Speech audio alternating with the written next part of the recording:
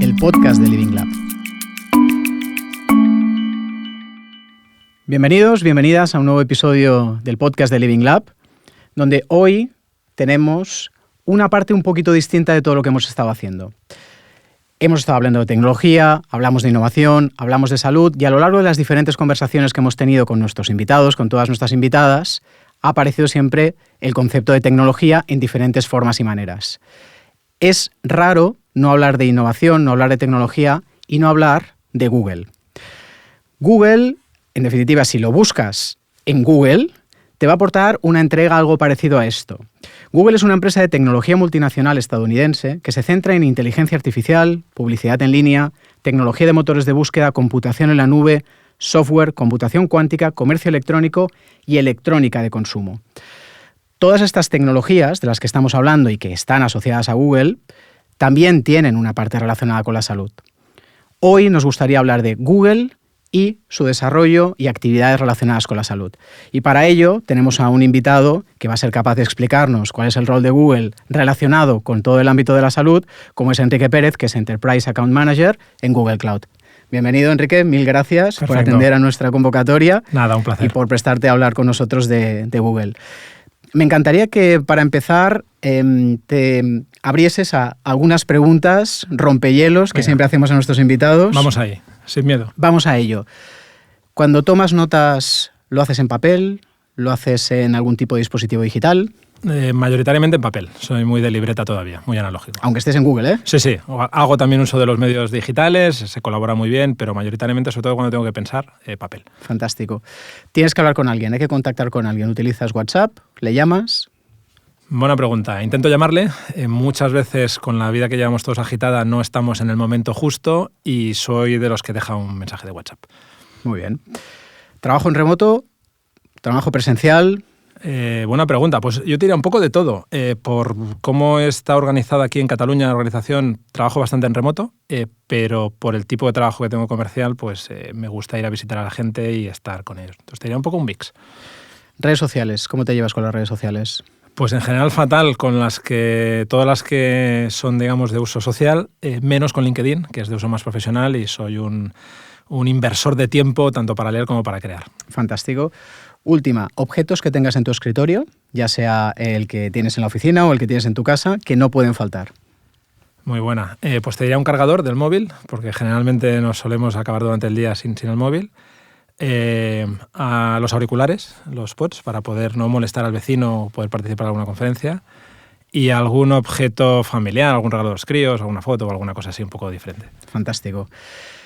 Vamos a entrar en quién es Enrique. Cuéntanos un poco quién eres y tu trayectoria hasta Google, y así empezamos a entender a nuestro invitado y luego ya entramos directamente en el nudo de la conversación. Pues nada muy exagerado, te diría. En ese sentido, una trayectoria bastante normal. Yo soy ingeniero teleco de la UPC. Durante muchos años he trabajado en Cataluña con diferentes compañías de comercial. Y un poco los últimos 2 años que estoy en Google, pues lo que he hecho es echar una mano a la compañía, a compartir con las empresas en determinados aspectos cómo la tecnología les puede ayudar a mejorar sus procesos de negocio, ¿vale?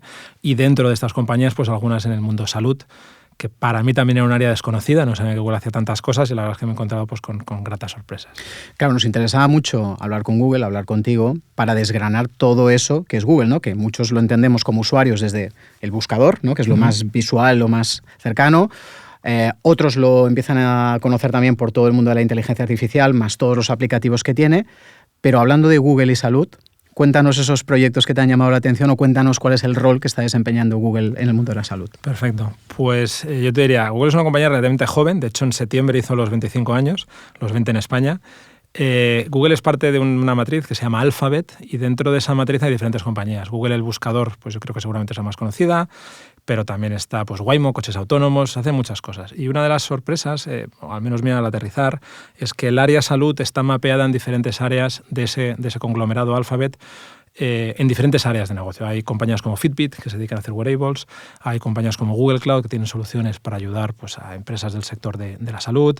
De hecho, es un tópico bastante repetido y hay incluso un equipo que se llama Google Health, que es una organización transversal, que lo que se dedica es a un poco convertir en productos y servicios herramientas para que podamos tomar decisiones alrededor de la salud basadas en datos y de una manera más eficiente, ¿no? Y trabaja con comunidades, gobiernos, con profesionales, digamos, del mundo de la salud y luego con individuos ciudadanos, ¿no? Un poco intentando poner orden, orquestar pues, todas las actividades que pasan en el ecosistema Alphabet pues, para que se toquen pues, esas áreas de salud. De hecho, cuando estábamos hablando en conversaciones previas a este podcast, ¿no? Hablábamos de varios proyectos que nos parecían muy interesantes y uno de ellos es el que está vinculado con DeepMind, que está dentro de la filial de Google Alphabet, y ahí hay un proyecto muy interesante, inteligencia artificial, llamado AlphaFold, que si nos puedes contar un poco y detallar, yo creo que es muy interesante para toda nuestra audiencia. Sí, perfecto. Por poner un poquito en contexto, Google DeepMind es la organización que tiene todos los equipos científicos de Google. Es decir, hay gente que nos dedicamos a vender cositas y hay gente que se dedica a hacer ciencia, ¿no? Y en Google hay 3.000 personas aproximadamente, entre Estados Unidos y Londres, algún sitio más, que se dedican a hacer ciencia. Sobre todo lo relacionado alrededor de datos e inteligencia artificial. Entonces, DeepMind tiene diferentes equipos, algunos de ocio, deportes, media, y tiene unos equipos de salud, y lo que busca son qué grandes retos científicos pues, tiene la humanidad o en campos de la ciencia y bueno, a ver si pueden desarrollar soluciones alrededor de la inteligencia artificial que lo resuelvan, ¿no? Uno de estos grandes problemas científicos era una cosa un poquito técnica, que es cómo calcular la estructura tridimensional de las proteínas. Es decir, la gente que trabaja con medicamentos, trabaja con virus, con bacterias, pues el cómo interaccionan químicamente entre sí es un tema muy importante para saber la efectividad, y ese cómo interaccionan entre sí tienen que ver pues, qué componentes y cómo están organizados, ¿no? Entonces las proteínas, tanto animales como vegetales, como humanas, pues digamos la ciencia hasta el 2018-19, que es cuando creo que se publica AlphaFold, pues digamos tenía unos métodos costosos científicos que existían, y los señores de DeepMind pues, se pusieron a investigar junto con un banco de datos del Instituto Europeo de Genética, y lo que dijeron es, oye, ¿por qué no hacemos un modelo de inteligencia artificial que entienda cómo es un aminoácido en una dimensión, que aprenda cómo son algunas proteínas en 3 dimensiones, que tenemos modelos, y que sea capaz un poco de coger todo ese mundo de aminoácidos que están sin explorar y dar unos resultados que sean razonablemente buenos? Y de hecho, en 2 años de no ser nadie y de no ser conocidos, pues se desarrolló un algoritmo que se ha hecho público, se ha hecho open source, se ha compartido con la comunidad científica y consiguieron pues, aparecer en la portada de Nature, ¿no? Que yo creo que es el sueño húmedo de cualquier científico, ¿no? El decir, oye, he hecho algo y realmente a nivel mundial Nature me lo publica. Al final, estamos hablando de inteligencia artificial, algoritmos, entrenamiento de los mismos. ¿Cómo se entrena un algoritmo de estas características en un proyecto de esta dimensión? Pues se entrena a base de fuerza bruta. Al final, entrenar hay que hacer muchos cálculos muchas veces, pero sobre todo se entrena con un equipo multidisciplinar, no solo de tecnólogos, sino de científicos, de genetistas, de bioquímicos, que son los que te guían un poco en lo que se está buscando, ¿vale? Y aquí básicamente lo que se hizo es, oye, abordamos un problema que no es nuevo, que es el de la estructura tridimensional, con una perspectiva, con unas herramientas diferentes, que venían de otro mundo muy, muy diferente. Ahora se habla mucho de modelos de lenguaje natural, de esos asistentes conversacionales. Pues utilizamos la misma tecnología que en Google se utilizaba sobre todo para traducir y para interpretar cuando tú buscas algo realmente que estás buscando, pero para otro idioma diferente, que era el idioma de los aminoácidos y las proteínas. Entonces, este equipo lo que hizo fue ayudar a los científicos de datos en base a unos set de datos que ya existían, ya habían unos modelos para algunas proteínas que se sabía muy bien el aminoácido y la figura tridimensional cuál era, pues para hacerlo extensivo a todo el resto. Y esto lo que requiere es no solo, digamos, del conocimiento tecnológico, del desarrollo de modelos, de probar y fallar muchas veces, sino sobre todo pues, de tener una infraestructura de datos, para lo cual la nube ayuda, que sea capaz de computar pues, miles de millones de datos miles de veces y de una manera rápida, ¿vale? Y aquí, pues, afortunadamente, los recursos que goza DeepMind pues, son relevantes, ¿no? A nivel de ecosistema de trabajo, porque claro, aquí hay muchos actores, están los propios actores que estás comentando, que forman parte del proyecto, más científico, más de explotación de data, más de analítica, etcétera. Entiendo que hay otros actores también alrededor del ecosistema médico. ¿Existen tales actores? Y si es que sí, ¿cuáles son? Sí.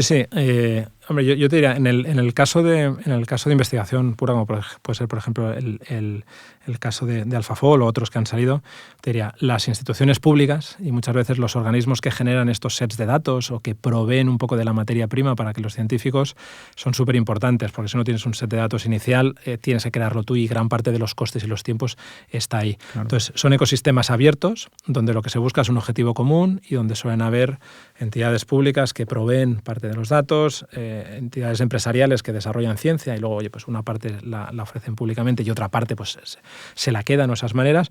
Incluso luego expertos de otras áreas que ayudan y forman equipos a dirigir más bien el trabajo. También me interesa mucho la parte de cómo todos estos logros en los que estáis están ayudando en la investigación o en la detección de nuevos tratamientos potenciales, necesidades, etcétera. ¿Hasta dónde está llegando eso? Pues mira, yo venía, el otro día lo miré por curiosidad, porque ya llevan como 3 o 4 añitos. A día de hoy, fijaros que cuando uno hace ciencia, la gran fortuna de los que se dedican a hacer ciencia, los científicos, es que no se la quedan para ellos, sino que por su naturaleza es compartida, es pública y la usa todo el mundo. Es decir, tú necesitas, cuando haces ciencia, explicar qué has hecho, cómo lo has tenido y compartirlo con la sociedad, con otros análogos a ti, para que validen que se ha hecho bien. Entonces, todos esos descubrimientos se han hecho open source, los algoritmos son open source. De hecho, incluso se han desarrollado esos modelos 3D y se han ofrecido una biblioteca públicos para que toda la ciencia y todos los centros de investigación lo formen. A día de hoy, y yo creo que son 3 años vista desde que se hizo público, ha habido aproximadamente 500.000 de descargas de esos algoritmos por entidades de investigación durante estos 3 años, con lo cual pues un uso extendido y relevante. Aplicación en centros de investigación. ¿Ya hay aplicación? ¿Algún caso que quieras destacar en este sentido? Pues te diría que no lo sé, porque hay 500.000 investigadores que lo están utilizando, con lo cual seguramente encontrarían, cada uno tendría el suyo, algunos exitosos, algunos menos. Lo que te diría es que esto es una rueda que no para aquí, sino, por ejemplo, hace unas semanas, más allá de esos modelos tridimensionales, pues se facilitó una biblioteca con un algoritmo que lo que identificaba era hasta qué punto una mutación genética en la proteína podía tener consecuencias negativas o no. Es decir, ahora que ya sé una proteína cómo es en 3D, si yo descubro una que es un poquito diferente, ¿esto es malo o es bueno? Entonces, conocemos una serie de casos muy pequeñitos, el 0,1%, que están documentados científicamente, pues que te dicen si va a ser malo o si bueno. Pues lo que hicimos fue desarrollar una variante y compartirla. Entonces, trimestralmente, semestralmente, yo creo que se va construyendo sobre lo que ya se está construido. Google es un ejemplo, hay otras compañías que lo hacen y se está abriendo el ecosistema para que cada uno corra. Y es una carrera, yo te diría, de ver quién es más abierto y quién un poco es capaz de aprovecharse de lo que hacen otros para construir encima, donde estamos todos. Yo creo que eso es parte de la belleza del mundo de la investigación, ¿no? El facilitar que otros lo hagan y que otros puedan correr. Es que, de hecho, ahora mientras explicabas y mencionabas un par de ocasiones que todo esto corre sobre un planteamiento open source, yo pensaba, no sé si esto fue una decisión ya de origen, ya en la génesis del proyecto nació así, si fue algo que se decidió entre tanto, si ya tiene que ser así porque creéis que es la única manera de que se extienda y escale de una manera rápida. Yo sin trabajar en DeepMind, que seguramente les correspondería a ellos, te diría, el trabajo de investigación pura, o lo que está haciendo DeepMind, es investigación científica, como puede ser en una universidad o en un centro, y por su naturaleza es open source, abierta, y lo que se busca es un impacto positivo y acelerar el que otros construyan sobre ellos. Luego es verdad que como compañía, pues parte de ese know-how que se desarrolla, pues tú lo vas a utilizar para mejorar productos que tú tienes y, oye, pues partes de las herramientas que han utilizado esos señores, nosotros las compartimos, digamos, mediante servicios con la sociedad, con el ecosistema, y ahí pues tienes un cierto beneficio y un cierto retrofit, ¿no? Pero la cultura tiene que ser open source y además es bueno porque esto permite que la comunidad valide las mejoras, sean seguras, sean trazables, es decir, que todos nos sentamos a gustos y que no sean herramientas oscuras, una caja negra de alguien que no sabe muy bien si le funciona o no y por qué. Aquí estás hablando de transformación tecnológica clarísimamente y, por otro lado, de biología molecular. Evoluciones, ¿hacia dónde va? ¿Esto va para adelante? ¿No? Pues, ¿queréis seguir apostando por esta vía? Sí, sin duda. Yo creo que si alguien tiene curiosidad, y pues todo esto es público, y va a research.google.com, allí va a ver un poco las diferentes áreas de investigación, los papers que son públicos. De hecho, hay colaboraciones, hay planes de becas para centros de investigación que pueden optar si se trabajan en esas determinadas temáticas. Te diría, subiendo un poquito de la biología molecular, que soy, vamos, nada, súper lejos, seguro que lo que digo es una barbaridad. Te diría, a nivel salud, lo que sí que se ha visto y lo que sí que se está trabajando es que es una de las áreas donde el uso de datos de inteligencia artificial tecnología en todas, yo creo que nuestra vida está en todos lados, uso de datos e inteligencia artificial, por darte dos sabores concretos de tecnología, donde está revolucionando y va a acelerar mucho más eficiencias, bondades, va a llegar a mucho más. Entonces, es un sitio tan claro, ¿vale? Y que tiene tanto impacto en la sociedad y a nivel de negocio que claramente se va a continuar y se va a acelerar. De hecho, yo creo que estamos viendo la punta del iceberg. Déjame llevarme la conversación a Google Cloud. Venga, dale, vamos para allá. Que ahí estás, y estás sí. muchas horas al día en Google Cloud. Unas cuantas. Claro, yo creo que parte de nuestra audiencia conoce Google Cloud en alguna de sus funcionalidades, pero yo creo que sería interesante conocer la profundidad de Google Cloud y también su vinculación, en este caso, con el ámbito sanitario, porque seguro que hay 1000 aplicaciones y 1000 proyectos que estáis manejando a ese nivel. Perfecto. Pues por hacer un zoom, Google Cloud es el departamento IT de Google. Es decir, cuando Google en el 98 salió y quiso indexar la web y buscar toda la web del mundo, hacerla útil y accesible, pues poco a poco se dio cuenta de que las herramientas que necesitabas a nivel de tecnología no estaban. Las bases de datos no aguantaban N millones de servidores web, las redes no aguantaban y tuvo que construir pues los centros de datos y las plataformas de servicio. Bueno, pues lo que hace Google Cloud es compartir esas herramientas que tiene Google para sus propios negocios y que gestionan pues, Google Maps o Gmail o YouTube y que más o menos nos dan una experiencia muy buena en tiempo real a mucha gente y lo comparten con la industria, ¿vale? Pues para que la puedan utilizar en aquellos sitios que sea de interés. En el caso de salud, pues es un lenguaje, hay cosas que son generales y hay determinados lenguajes, determinados datos que son específicos. Es decir, en genética hay un mundo específico, en intercambio de dato médico hay unos estándares específicos. La imagen médica requiere de unas herramientas o unas soluciones específicas que no lo requiere la imagen industrial. Entonces, lo que está haciendo Google desde hace 4 o 5 años, junto con partners y junto con empresas que usan sus herramientas, es verticalizar y un poco especializar aquellas soluciones en aquellas áreas que tienen más impacto en toda la cadena de valor de la industria sanitaria, ya sea proveedores de servicio o ya sea empresas farmacéuticas o de distribución. Entonces, tener soluciones mucho más ad hoc y que solucionen problemas mucho más específicos. Retos con los que os estáis encontrando en todo este desarrollo vinculado con el mundo de la salud, del mundo sanitario.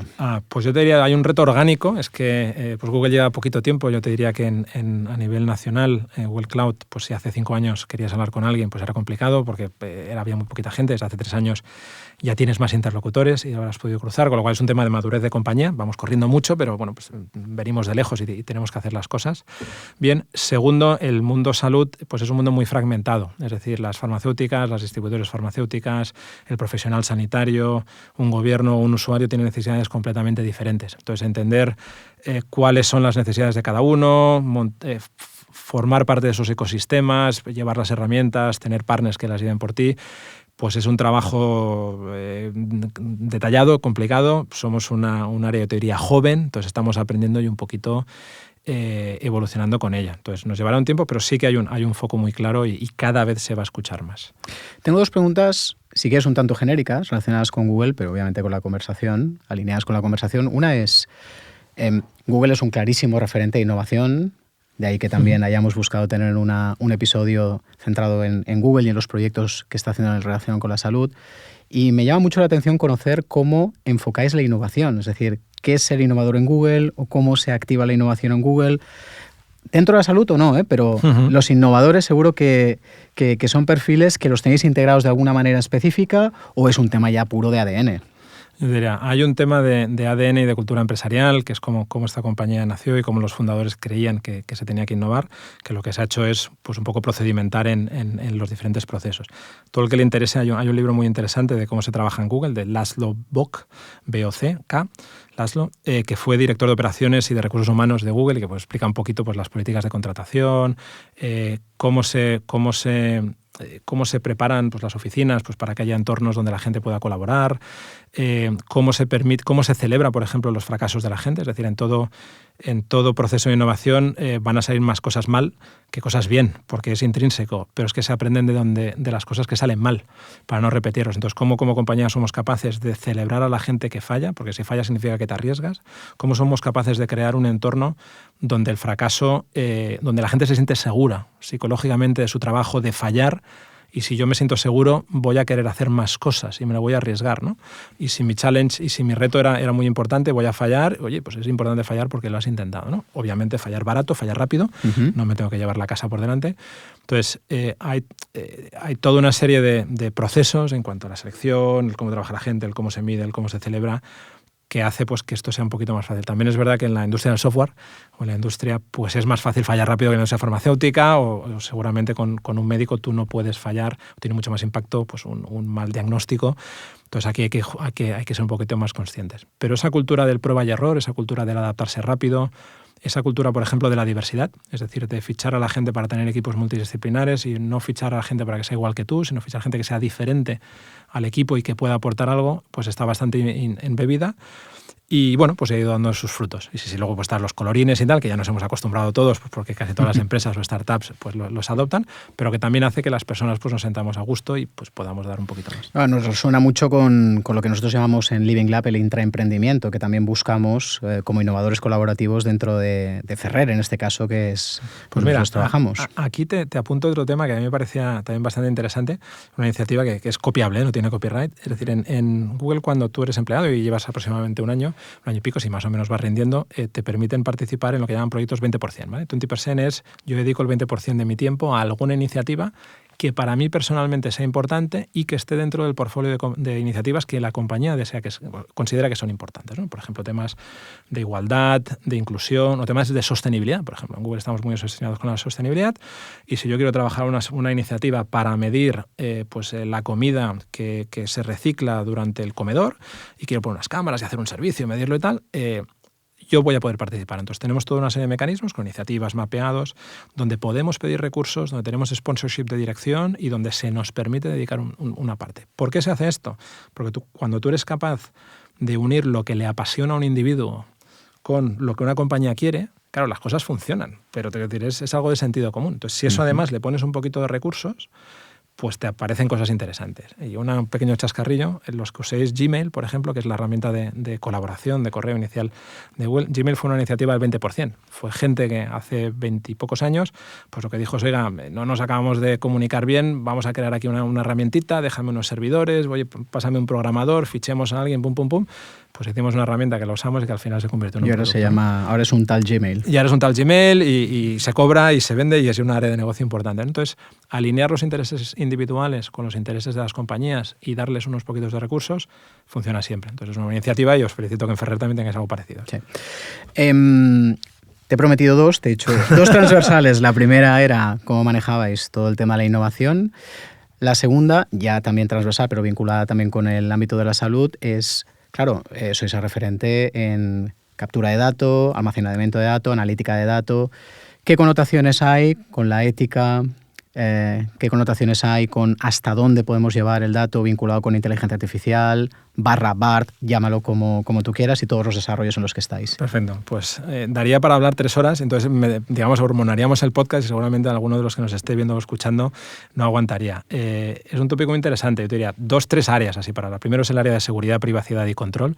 Es decir, en entorno salud, médico o no médico, pues tienes que segurizar quién accede a la información, cómo se intercambia, con quién la intercambias, todo el tema de consentimiento médico. Entonces aquí lo que hemos hecho es, los procesos son bastante estándares en la industria, lo que hemos hecho es pues, digitalizarlos, tener que las herramientas, digamos, lo permitan, ¿no? Y si yo trabajo en un entorno de intercambio de información médica para un estudio, pues poner fácil al usuario que va a ceder sus datos, al centro de investigación que los custodia, a la empresa farmacéutica que quiere usar, a que puedan pues, pedir unos cuantos, tener el acceso y agilizarlo, ¿no? Entonces, seguridad, acceso, control, monitorización, cumpliendo todas las normativas que hay en cada país, en cada región. Pues eso por un lado importante. Segundo, y es un tema que se va a hablar muchísimo y que creo que no somos conscientes como sociedad de lo que nos está viniendo, pero este año pues con los BART y con los ChatGPT y con otros lo hemos visto, ¿no? Es decir, oye, estamos inventando unas herramientas que, como los seres humanos somos un poco naif, nos creemos que son personas y que están detrás, ¿no? Que cuando me contesta con humor, me contesta más o menos con un cierto estilo y, joder, pues parece que lo tiene que acertar.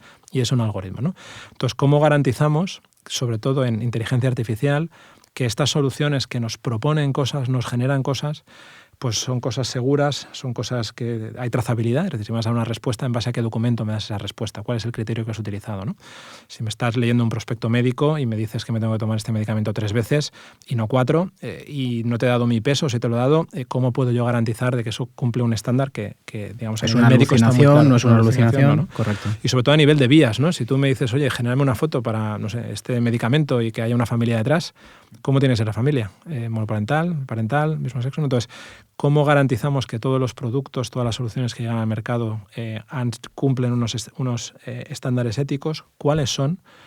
¿Cómo damos herramientas a las compañías para que definan cuáles son sus estándares éticos y cómo utilizar esas herramientas?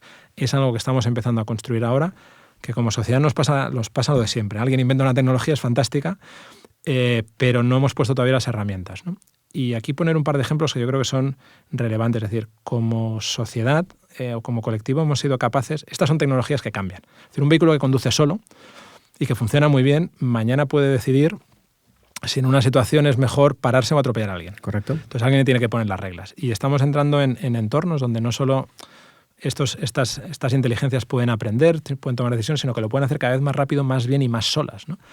Entonces, en algún momento, como ha pasado con genética en los humanos o como ha pasado pues, un poco con la bomba atómica, es decir, vamos a ser conscientes y yo estoy convencido de que tendremos un cierto concierto mundial, y aquí tenemos que estar todos, los tecnólogos, los gobiernos, los de un lado, los de otro, y decir, oye, ¿qué se puede hacer y qué no queremos que se haga en este momento, ¿no? Y a partir de ahí pues, utilizar la parte más buena y positiva y controlar quién juega con aquellas partes que pueden tener impacto más susceptible, ¿no? Con lo cual, mucho por ver, y el comité de ética, que yo os diría en la industria de farma o salud ya existe y no existe en el resto de industrias, va a hablar de inteligencia artificial, va a hablar de tecnología, y yo creo que es uno de los entornos donde estáis más adaptados, porque ya habláis de ética y ya habláis de políticas. Entonces, simplemente, bueno, pues adaptar. ¿Cómo integramos la digitalización en ese concepto ¿Cómo integrar la ético? inteligencia? Exacto. Otros van a tener que correr mucho más y no saben la que les está viniendo. Hay otro proyecto del que hemos tenido la ocasión de conversar fuera de cámara también en otras ocasiones, que es la vinculación de Google con los wearables y los proyectos que estáis desarrollando. Cuando hablo de wearables, hablo de, por ejemplo, las pulseras Fitbit, que yo creo que así lo acercamos a más gente. ¿Qué proyectos y cuál es vuestro planteamiento con este tipo de iniciativas? Pues mira, Fitbit fue una compañía que no nace en el origen de Google, sino que Google la adquiere, ¿vale? Y por tanto, digamos, es una idea que ya funcionaba, pero que la adquiere cuando se da cuenta de que la salud en general es algo que tiene mucho que ver con los datos que se generan y tiene que ver con los datos que se genera el paciente. Es decir, la salud, y con todos mis respetos, lo importante no es el médico o es el farmacéutico, sino es el paciente o la persona que tiene una dolencia, y a partir de ahí debería de girar todo, ¿vale? Entonces, una de las cosas que permite la tecnología es capturar datos, ¿vale? ¿No? Entonces, ¿cómo somos capaces de un dispositivo de consumo, como puede ser un móvil o como puede ser un reloj, en fin, es una marca de reloj, pero está pasando, parece un Android, lo vamos transformando en un dispositivo médico, ¿vale? Y eso requiere un trabajo a nivel de sensórica, pero sobre todo, más que de sensórica, la tecnología del dispositivo, de cómo validamos con ciencia que efectivamente determinadas medidas se pueden tomar, ¿no? Porque si somos capaces de medir muchísimas cosas de una manera invisible para la persona, somos capaces de facilitar esa información a aquellos actores del ecosistema de salud, pues el proveedor de servicios, la aseguradora, el médico, que realmente lo necesitan para tomar decisiones. Y además hacerlo con precisión. Y además hacerlo con rigor y con precisión, en tiempo real, ¿vale? Y mezclarlo. Entonces, yo te diría que una de las áreas, por ponerte algún ejemplo, que estamos trabajando a día de hoy es toda la monitorización de pacientes crónicos o de pacientes posoperatorios. Es decir, cuando tú vienes a hacer una operación o alguna operación que te requiera la movilidad, pues durante unos días, semanas o meses, pues no estás al 100%. Entonces, el grado en el que te permiten o que se fía al médico de dejarte ir a tu casa depende lo razonablemente monitorizado que estés y seguro que se encuentre de que te estás recuperando bien, ¿no?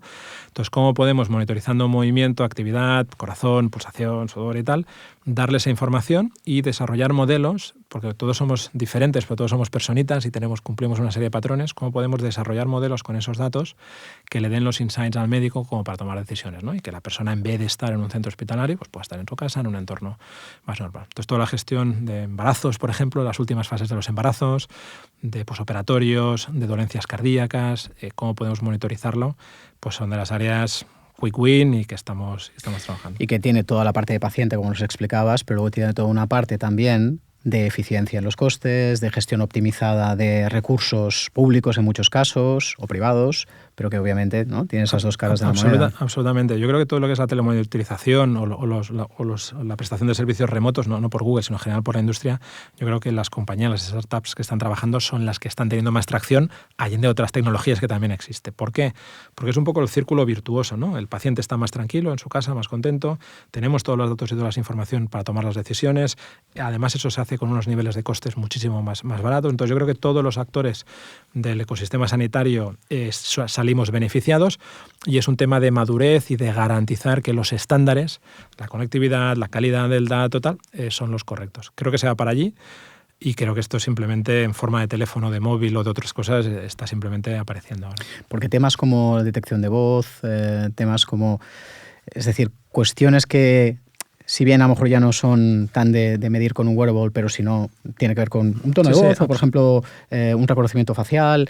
Este tipo de tecnologías también están participando de este tipo de proyectos. Absolutamente. En determinadas áreas, todos los que utilicéis un teléfono Android, por ejemplo, o todos los que os hayáis comprado pues, el último modelo de earphone de Google, los Pixel, lo que estamos haciendo es dotándoles de sensórica y de algorítmica enfocada a determinadas patologías. Entonces, por ejemplo, tú hoy en día puedes medir el ritmo cardíaco a través del eco del sonido del auricular. Entonces, ostras, si yo no tengo un wearable, porque no lo tengo, pero tengo un auricular, yo tengo una medida médica de ese ritmo cardíaco, pues estamos demostrando que se puede hacer. O, por ejemplo, se está experimentando en determinadas enfermedades o insuficiencias. Si yo me hago una foto, por ejemplo, de las uñas, o yo me hago una foto de la cara, puedo inferir algún tipo de patología o riesgo o evolución. ¿Por qué? Porque esto es un poquito lo que hace un médico ya. Es decir, si yo tengo ese dato, esa foto, si yo tengo ese sonido de voz, todo el mundo, yo creo que el caso de que cuando llamas a un amigo está constipado, ¿no? Yo creo que no hace falta ser médico para identificar efectivamente este señor tiene un trancazo, ¿no? Y ese trancazo lo puedo sofisticar un poquito más, porque hay determinadas patologías, pues afectan al sistema nervioso, inducen a que se hable de una manera diferente, y puedo anticipar un diagnóstico, puedo anticipar una situación quizá de riesgo, y oiga, ¿qué tengo como individuo más cerca? Pues yo creo que hoy, para bien o para mal, tenemos todos un teléfono, ¿no? Y cómo ligamos todo eso, se está investigando, se está productivizando en servicios que tú luego otros que saben puedan utilizar. Es decir, al final esto van a ser funcionalidades de la plataforma Android que cualquiera que tenga un teléfono Android lo podrá utilizar, ¿no? Pero bueno, que te van dando muchas ideas y por ahí está todo por hacer. Claro, te iba a preguntar, Enrique, al final, ¿cómo se sabe utilizar todos esos datos? Porque toda la parte de captura me parece increíble lo que nos estás explicando, pero luego hay una parte de interpretación en un ámbito tan crítico como la salud, de que este síntoma o este tipo de latido o esta frecuencia cardíaca pues te lleva a algo, ¿no? Correcto. Yo diría, aquí se trabaja en varios niveles. Lo primero que tenemos que hacer los fabricantes de tecnología es certificar que los productos hacen lo que tienen que hacer. Entonces, por ejemplo, a nivel de Estados Unidos con la FDA o a nivel de Comunidad Europea con la EU, hay certificados específicos que tú tienes que pasar para que, digamos, tu dispositivo permita o demuestre que es fiable para detectar, más que para detectar, para tomar determinado tipo de dato, ¿vale? Que esa es la capa un poco de captura de datos. Luego está la capa de aplicación, es decir, ¿quién dice que efectivamente usted está sufriendo una arritmia o que usted va a tener una lipotimia? Lo tiene que decir un experto, claro. Lo tiene que decir un médico. Con lo cual ahí está el ecosistema, startups, compañías, centros sanitarios, que lo que hacen es utilizan esa plataforma,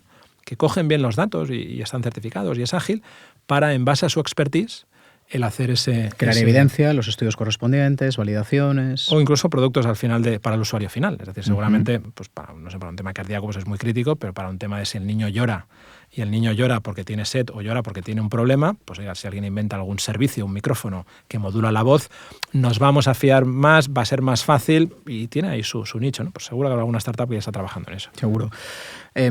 Hablando de paciente, por ejemplo, colectivos sensibles, hablemos por ejemplo de la gente de edad avanzada. ¿Cómo podemos hacer para avanzar en esta reducción de la brecha digital? Porque es verdad que es un colectivo sensible, que muy probablemente esté relacionado con la salud, por un tema natural de ciclo de vida, pero que a la vez la tecnología está avanzando de una manera rapidísima y probablemente muchas cosas se le escapen. ¿Qué retos ves? Pues aquí hay el reto de cómo los que hacemos tecnología les facilitamos el acceso a la misma, el uso, más que el uso, ¿no? Y que un poquito intentar hacer la máxima esta de que la tecnología debería ser transparente. Es decir, tú no deberías ser consciente de que estás utilizando algo tecnológico. Porque si es así, realmente lo usarás todos los días, ¿no? Si tú tienes que hacer un esfuerzo, tienes que aprender, tienes que usar. Entonces aquí se trabaja en diferentes entornos, cómo hacer sobre todo los interfaces gráficos, sobre todo cómo hacer, oye, si yo me puedo comunicar con un teléfono hablando, pues seguramente va a ser más fácil que si yo tengo que programar o tocar, ¿no?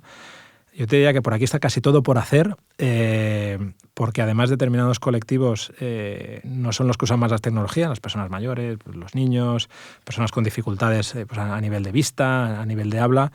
Entonces, yo diría que un poco por lo que yo voy rascando, sí que determinadas funcionalidades, por ejemplo, de los teléfonos, están orientadas a gente que, por ejemplo, tiene dificultad de habla o dificultad a la vista, de braille. Entonces, sí que se están desarrollando plataformas para que se puedan desarrollar servicios sobre estos. Pero al final hay mucho de desarrollar, preguntar, hable con el paciente, hable con el médico, vea qué necesita y póngale una capita por encima para que sea lo más transparente.